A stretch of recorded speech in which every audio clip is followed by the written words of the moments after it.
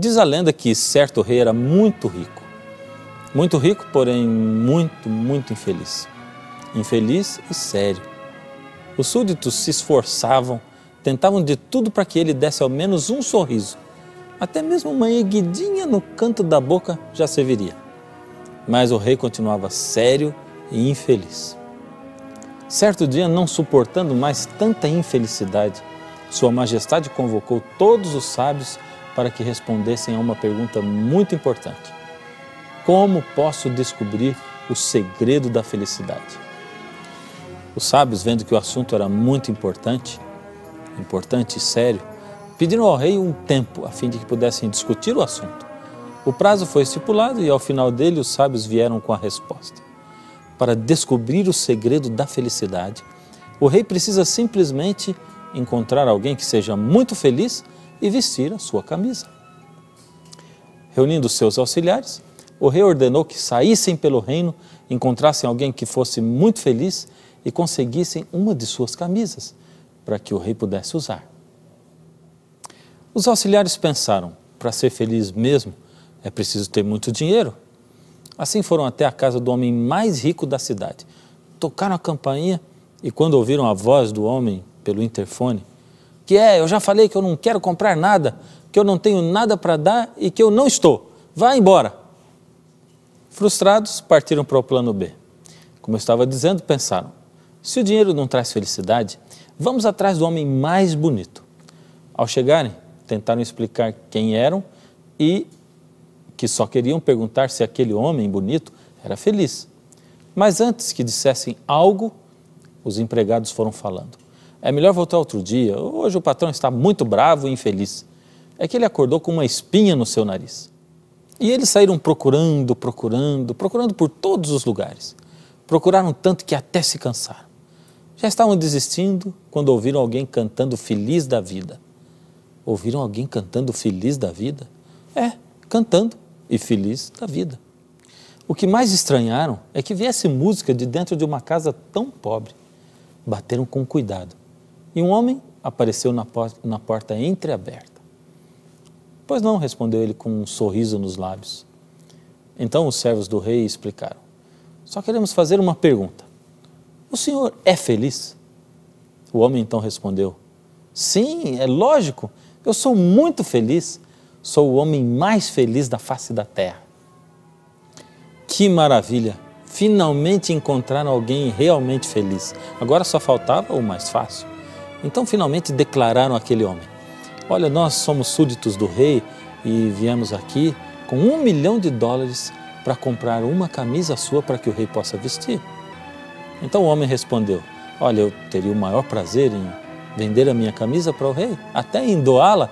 O problema é que eu não tenho nenhuma camisa. Será que o mundo é um lugar assim, tão sem felicidade, tão sem graça? Os dois únicos livros da Bíblia que começam com no princípio são Gênesis e João. No princípio criou Deus os céus e a terra, é o que diz Gênesis. No princípio era o Verbo estava com Deus e o Verbo era Deus.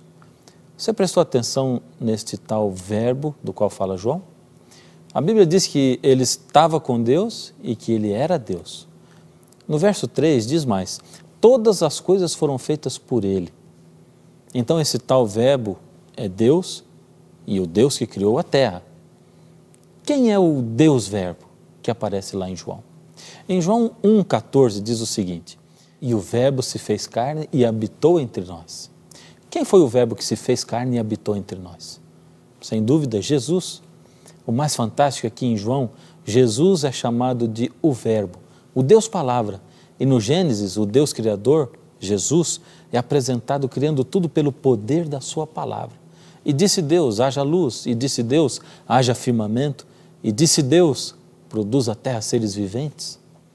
Assim a Bíblia deixa bastante claro que Jesus é o Deus do Gênesis, o Deus Criador. Como Deus Criador, ele pensou como um pai, uma mãe. E assim como os pais preparam um quartinho para o bebê, a primeira coisa em que Jesus pensou foi no abajur. E disse Deus, haja luz e houve luz. Ele então olhou para cima e disse, esse teto vai ficar bem pintado de azul. e fez o céu atmosférico. Aí ele olhou no chão e estendeu um tapete de relva verde, fez belas árvores para darem alimento e sombra para o ser humano. E não pôs bichinhos assim de pelúcia naquele quarto, mas animais de verdade que podiam interagir com o homem. Mas faltava ainda o principal, o homem. Faltava a razão de tudo aquilo que havia sido criado. Então Jesus se ajoelha no chão. Até ali ele havia criado tudo apenas com o poder da sua palavra. Ele simplesmente diz, haja luz, e a luz aparece. E assim por diante. Mas ao criar o homem, ali, e só ali, ele se ajoelha no chão, toca a terra. Agora ele é o grande escultor. Ele produz uma obra de arte em argila, faz um ser igualzinho a ele.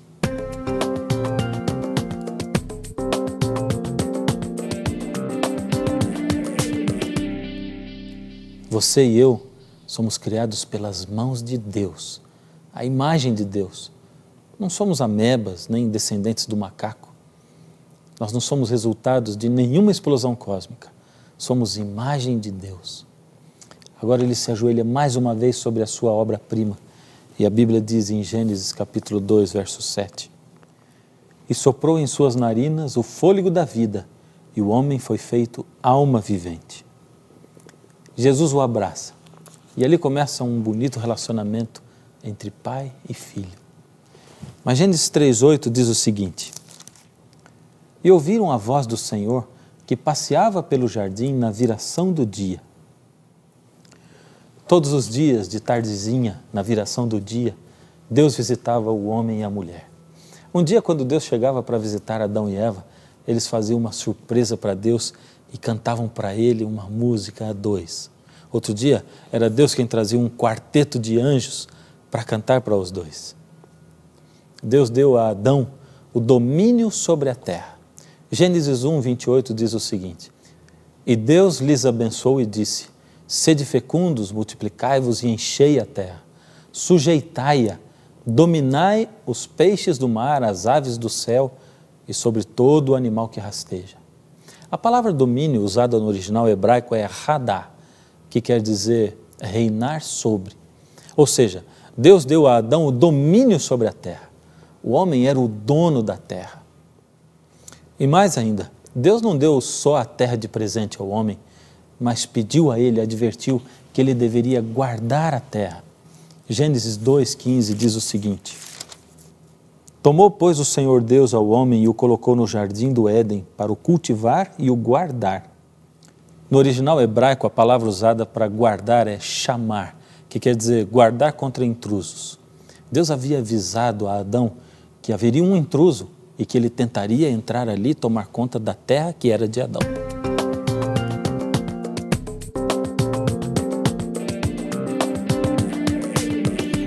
Adão esperava ansiosamente por Deus, e quando o Senhor chegava, ele aprendia direto do Pai as coisas maravilhosas e os mistérios da criação. A cada encontro, Jesus advertiu os dois sobre Satanás. Contou a eles a história que havia acontecido lá no céu, do poder que Lúcifer ainda possuía. Jesus explicou a eles que não poderia destruir Lúcifer, pois ninguém no universo sabia o que era o mal. Lúcifer havia deixado uma dúvida em todos. Dizia que Deus era injusto e que não oferecia liberdade, pois se todos fossem realmente livres, deveriam ter a opção de viver sem Deus, sem precisar estar ligados a Ele. Satanás dizia que se ele tivesse a chance de reinar no lugar de Deus, poderia mostrar a todos como Deus é mau e como todos poderiam ser realmente livres, conhecendo não somente o bem, mas sendo todos como Deus, conhecendo os dois lados da moeda, ou seja, o bem e o mal. O Senhor Deus explicou para os dois que as consequências de aceitarem a Satanás como seu rei no lugar de Deus seriam terríveis. E para dar a prova a eles de que Deus é realmente o Deus da liberdade, colocou diante deles uma maneira de poderem escolher. Colocou diante deles o símbolo da liberdade, uma árvore no centro do jardim onde morava. Deus precisava deixar com eles uma maneira pela qual eles pudessem escolher, pudessem exercer o seu livre-arbítrio, liberdade de escolha. Jesus contou a eles que deveriam exercer essa liberdade e que depois que tivessem tempo suficiente para escolherem e provarem de que lado estavam, a árvore seria tirada para sempre da sua presença. Jesus havia explicado que só Ele era a fonte da vida e que se eles escolhessem Lúcifer, estariam desligados da fonte da vida, portanto morreriam. Veja o que ele disse em Gênesis capítulo 2, no verso 16. De toda árvore do jardim comerás livremente, mas da árvore do conhecimento do bem e do mal, não, porque no dia em que dela comeres, certamente morrerás. E os dois pecaram. Com tudo que Jesus disse, pecaram. Perceba só o que Satanás fez com Deus. Ele pensou, se Deus perdoar esses dois, eu vou mostrar ao universo todo que Deus não é justo, porque não cumpriu a sua lei, que dizia que aquele que se separa da fonte da vida morre, que aquele que peca deve morrer, que o salário do pecado é a morte. Mas se Deus os condenar, então eu teria um argumento muito mais forte para dizer ao universo inteiro que as leis de Deus são duras demais e que ninguém pode cumpri-las. Provarei a todos que eu estava certo e que a lei de Deus limita todas as criaturas e as escraviza. E os dois caíram, eles pecaram. Morreram no dia? Não. Deus mentiu? Não. Jesus resolveu o impasse? Sim, Ele resolveu. Como? Ele mesmo se ofereceu para morrer no lugar do homem. Ele, como Criador, se ofereceu para pagar o preço da morte pelos seus filhos. Deus não só resolveu o impasse do pecado, mas deu a todo o universo a maior demonstração de amor que pode existir. Não se esqueça de que, antes de criar o homem, Ele sabia que o homem iria pecar. Sabia que o mundo se tornaria no que se tornou. Sabia que Ele teria que vir e morrer pelo homem. Sabia da crueldade do coração do homem e que mesmo fazendo o que faria, poucos o aceitariam. Mas mesmo assim, Ele, Deus, Jesus, escolheu nos criar, porque Ele sonhou em nos dar a oportunidade de vivermos a vida eterna toda do lado dEle.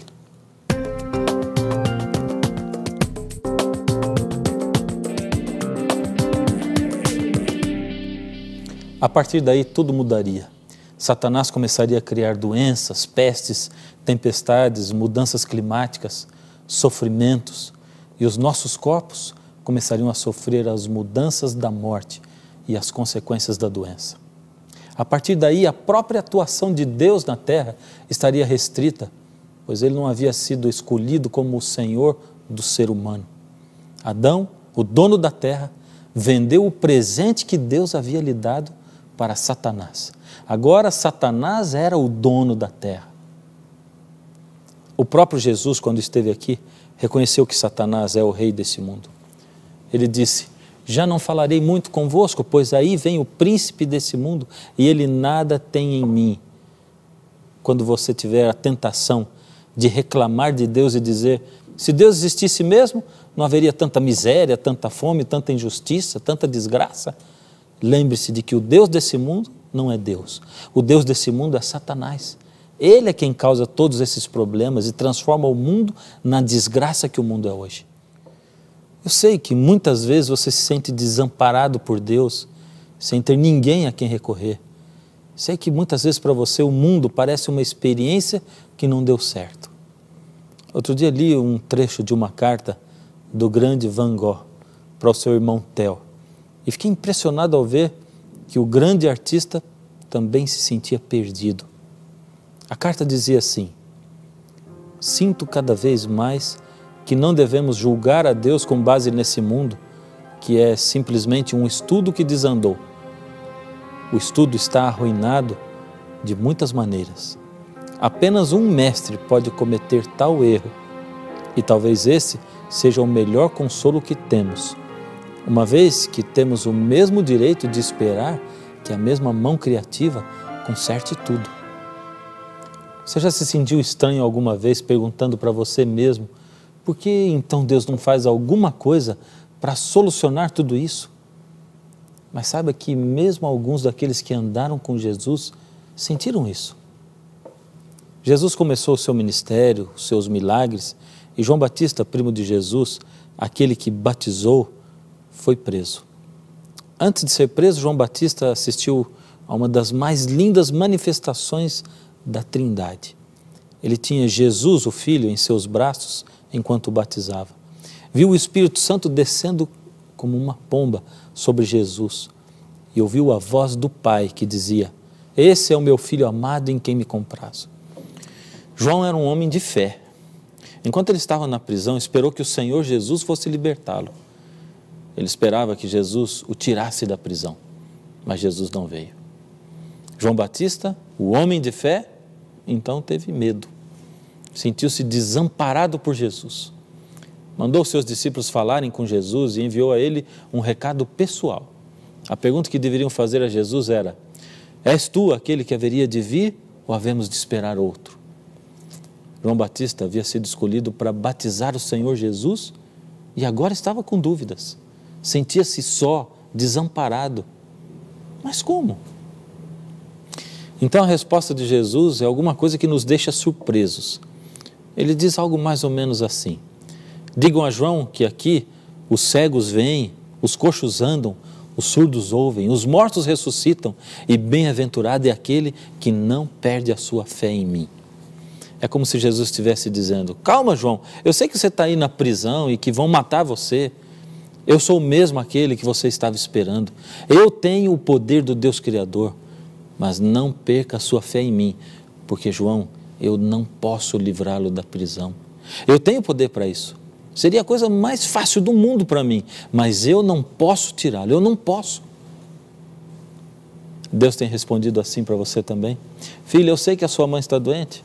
Eu tenho ouvido as suas orações, sei que seu filho precisa de mim agora, sei que não está dando para segurar mais essa falta de emprego, mas eu não posso ir. Eu não posso fazer isso para você agora. Como assim? Deus não pode agora? Ele não pode tudo? Não é isso que muitos falam aí? Se você tem fé, Deus faz o milagre para você do jeito que você quer, na hora que você quer. Se você dá dízimos, Deus faz o milagre. Como Deus diz agora, eu não posso? Então deixe as páginas da sua Bíblia virarem e conforme elas viram, o tempo também vai passando.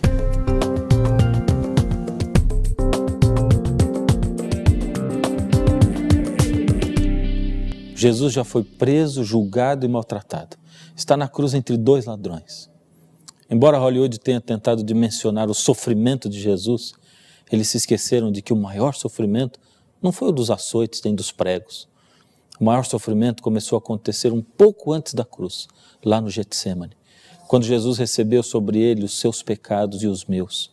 Sobre ele, naquele momento, foram colocados todos os pecados da humanidade, desde Adão até o último homem que ainda irá aceitá-lo até o fim desse mundo. Naquele dia, Jesus sentiu como o pecado causou na terra separação. No passado, o pecado separou o homem de Deus, separou o homem do homem, fazendo com que o homem ficasse dividido com a sua consciência entre o bem e o mal. O pecado separou o homem da natureza, quando tudo começou a se deteriorar. E agora Jesus sentiu que o pecado havia causado a maior de todas as separações. O pecado separou Deus de Deus.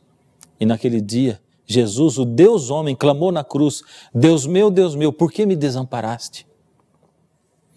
Ah, se Jesus pelo menos pudesse enxergar o que havia por trás da escuridão que envolvia a cena da cruz.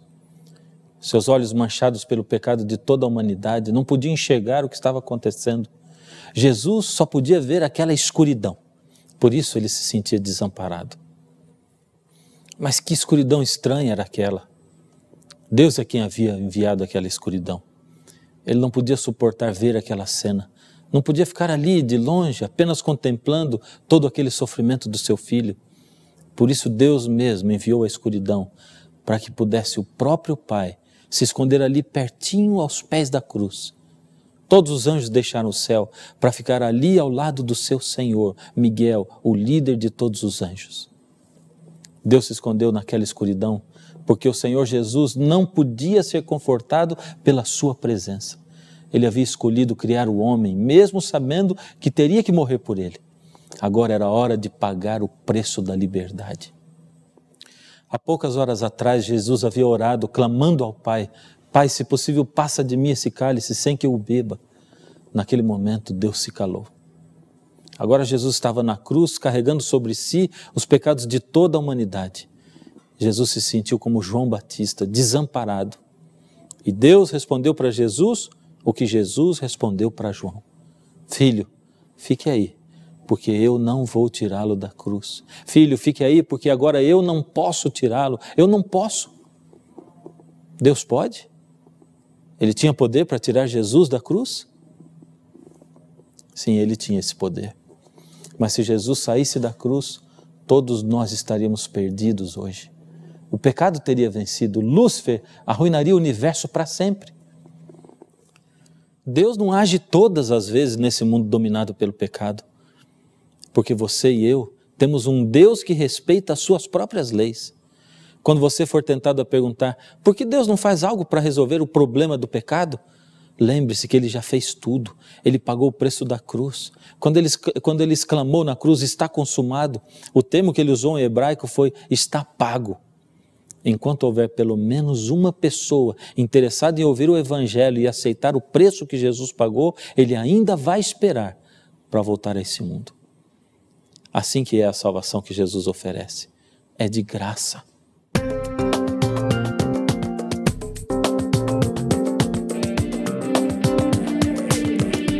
Numa tarde o telefone tocou lá em casa. Do outro lado da linha, uma mulher se apresentou como se chamando Graça. Eu estava lá há pouco tempo, cuidando dessa igreja. Apenas 2 meses como pastor. Eu não tinha ainda conhecido todas as pessoas, não conhecia bem os membros da igreja. A Graça chorava muito e dizia: Pastor, venha por favor fazer uma visita aqui na nossa casa. O nosso filho está muito doente, precisa de uma oração urgente.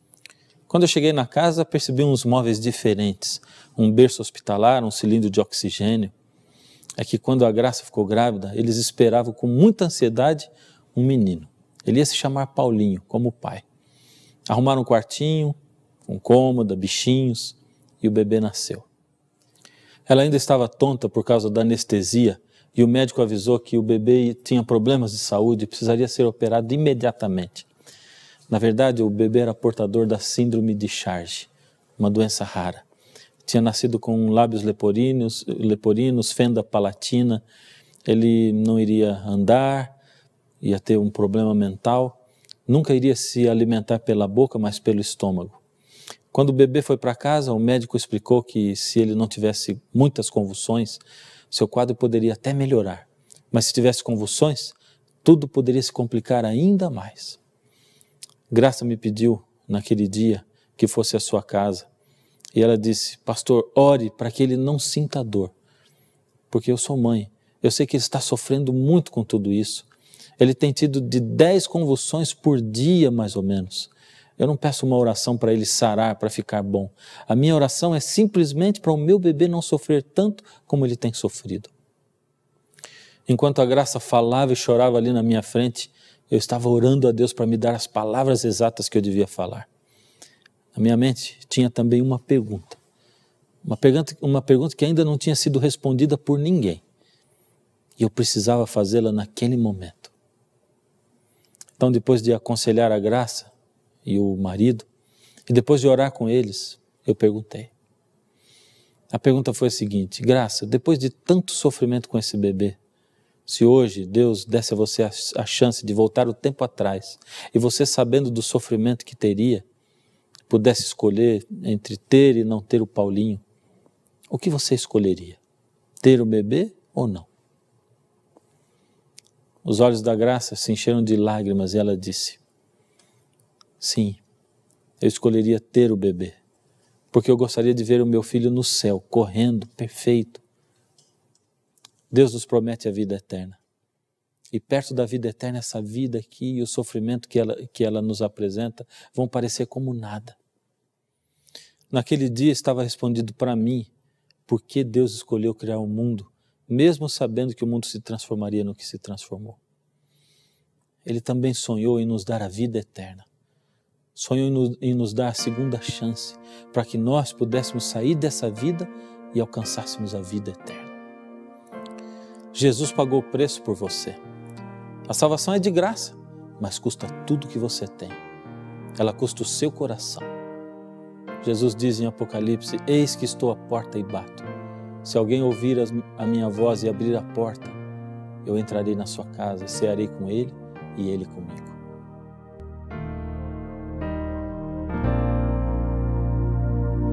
Senhor Jesus, eu quero tua graça, teu favor é tudo para mim. O mundo perdeu os seus encantos, a glória encontro em tua cruz. Tua graça me basta, Senhor. Tua glória me envolve com amor. Vou cantar que hoje aceito sacrifício de Jesus. Fui salvo pelo sangue que verteu por mim na cruz. Tua graça me basta, Senhor. Minha alma se entrega em louvor. Me aceita no serviço em prol do homem que caiu sem luz. Eu quero refletir a graça que emana de Jesus. Fui salvo pela graça, sou salvo pela graça, maravilhosa graça de Jesus. Tua graça me basta, ó Jesus.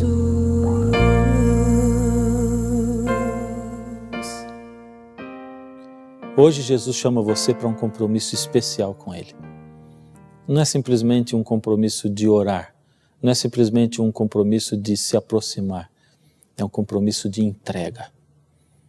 Ele sempre dá o primeiro passo, Ele sempre dá o segundo, terceiro, quarto passos. Agora é a sua vez de dar um passo para Ele. Jesus chama você e diz assim: filho, hoje eu bato a porta do seu coração. Hoje é dia de você se entregar para mim. Abre a sua porta e eu vou entrar aí na sua casa. Você ouve o chamado de Jesus para você? Então, nesse momento muito especial, eu quero fazer a entrega do seu coração a Ele. O que é entregar o coração a Jesus? É simplesmente dizer: Senhor, eu abro, o Senhor entra, arruma tudo aí dentro para mim, por favor. Então feche os seus olhos. Senhor Deus, arruma essas vidas que aí estão, Senhor.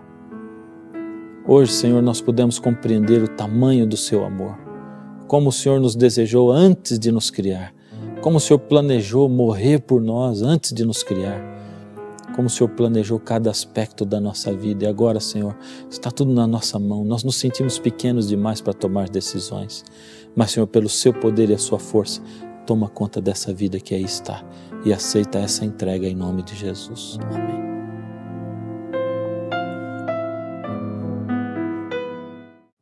No programa de hoje você pôde ver que Deus criou o homem mesmo sabendo que ele iria pecar, porque Deus respeita a liberdade de escolha. Só existe amor quando existe liberdade, e isso é um princípio divino. Com a entrada do pecado, quem mais sofreu foi o próprio Deus. Para saber como Deus resolveu o problema do pecado, peça agora mesmo a revista Princípios. Ela é inteiramente grátis. Faça contato conosco. Você pode escrever uma carta, nos telefonar, mandar um e-mail, como preferir. Estamos esperando você. Chegou a hora de dizer até logo. Nós temos o encontro marcado aqui no Está Escrito, no próximo programa. Até lá, não se esqueça, nem só de pão viverá o homem, mas de toda palavra que sai da boca de Deus. Tua graça me basta, Senhor. Tua glória me envolve com amor. Vou cantar que hoje aceito sacrifício de Jesus. Fui salvo pelo sangue que verteu por mim na cruz. Tua graça me basta,